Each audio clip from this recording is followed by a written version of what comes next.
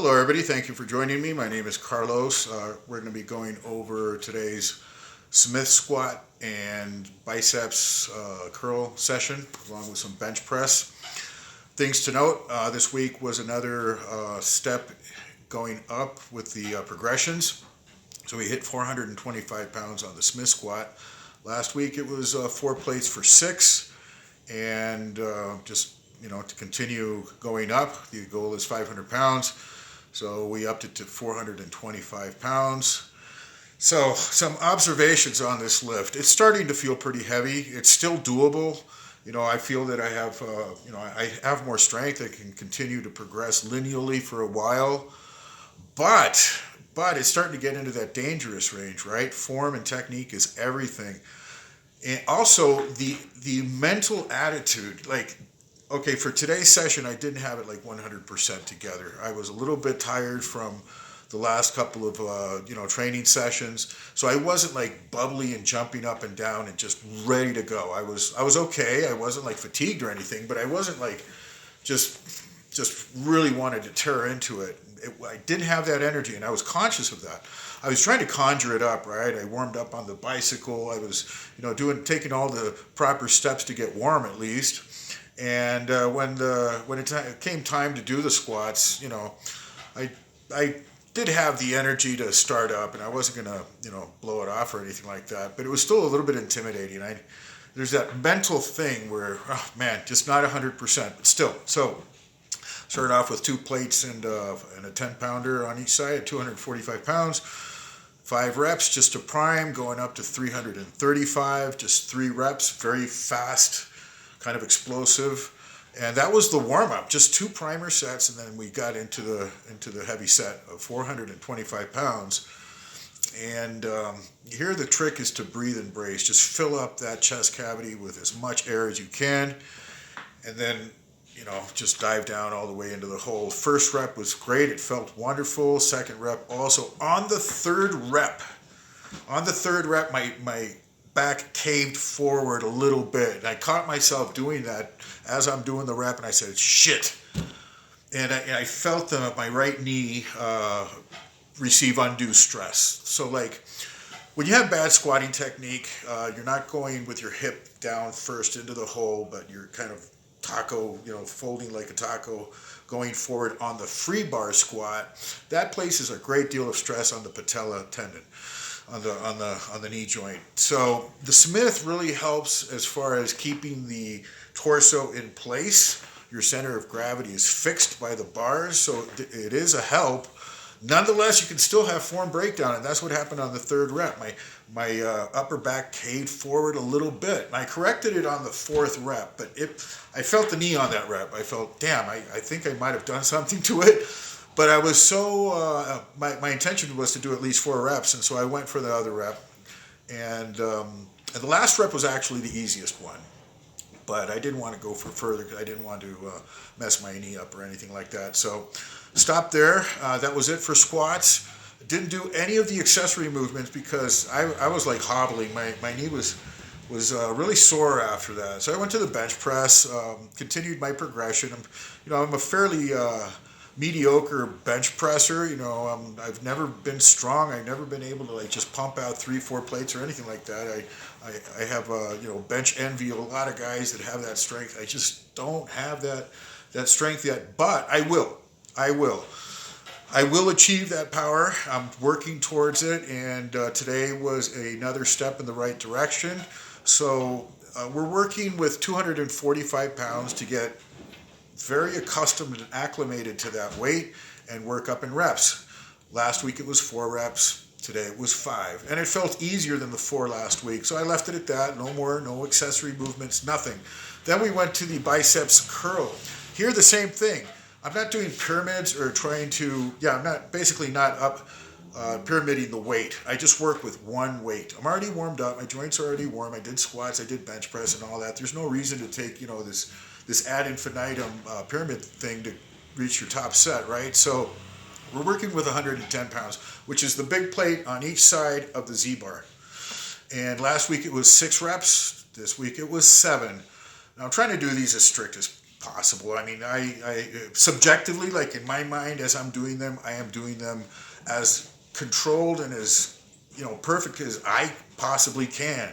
Looking on the video, nothing is perfect. It always can be improved, but I put a lot of effort into those, into each and every rep. And on the seventh one, got it almost all the way up, and it failed, but I did feel an improvement. Then from there went to the 40-pound dumbbells, the seated dumbbell curls. And I need to move up in weight now because it's starting to feel very light, especially after those biceps curls with the bar. Going to the dumbbell curls, it feels very light. It feels doable. So 40 pounds feels like what 25 pounds used to feel like last year or 2 years ago. So I'm very happy with that. Got 12 reps, and I don't want to continue with the rep scheme, so I'm going to be going up to 45. There we rounded it out with some abdominals. I did hanging abdominals, which is a very, very excellent exercise, especially when you twist. You twist your torso and bring up the inclination, very steep, like your feet all the way up, not just how do I do this? Anyway, not just a parallel, but you bring your legs all the way up. Okay, so I did 20 reps of those, and the incline crunches, as steep an incline as I can get on the bench, and with a 10-pound plate on the back. So I think I did 14 reps with those. And that was it. That was it for the workout. Just 6 working sets total. Very, very fatigued just from that one squat session. I don't know, I've never been so tired from just one set in a long time, not in my life, but it was very taxing. It was very taxing. So I don't think I'm going to be doing squats anymore this week. My next leg session is just going to be accessories, Bulgarian splits, leg curls, and stuff like that, and give some time to the knee to deload, right? Just to not aggravate it anymore. I'm so in love with this progression. I am so freaking enthused with getting stronger that I don't want to blow it. I don't want to have these like major setbacks where I just have to stop for a while. So now that I'm up to 425 on that squat for 4 reps, well, the goal is 5, 6. Once I hit 6 or 7, it's up to 445, right? I'm not stopping at 435. It just has to go straight to 445. And that's the progression. That's what we're trying to do, right? So, and it's working. It's coming right along. Body weight also. So I was stuck at between 194 and 196. I'm 5'11". Now 194 pounds is pretty damn thin in my opinion. Very lightweight. So I've been, I'm bulking. I want to get as big as possible.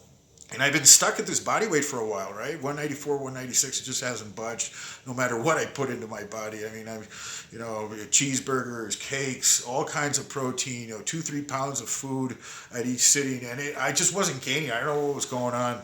So I backed off. I backed all that stuff off and just take, normal meals, like 3-4 meals a day. And then I started again to push the food a little bit. Now I'm up to 200, 202 pounds.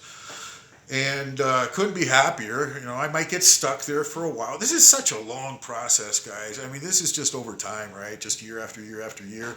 But if you don't stay consistent with it, with these progressions, there's no hope of getting to that goal. And since I'm so, I'm so focused on this, I don't want to, have any setbacks. So I understand that there's there's these steps. You go up, you plateau, you go back down a little bit, then you go up, and as long as you keep it moving that way, you'll be okay.